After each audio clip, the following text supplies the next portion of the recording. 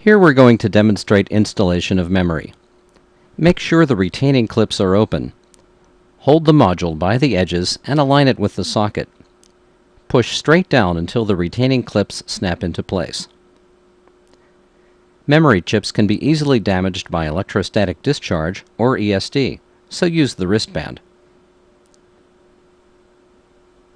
Rambus memory is installed in the same way as other memory, except that any unused sockets must be filled with continuity RIMs. A continuity RIM is a module that completes the circuit of the memory bus and allows the system to work. This is a continuity RIM. Without having all the memory slots filled by at least one memory module and the rest with continuity RIMs, the system may not boot.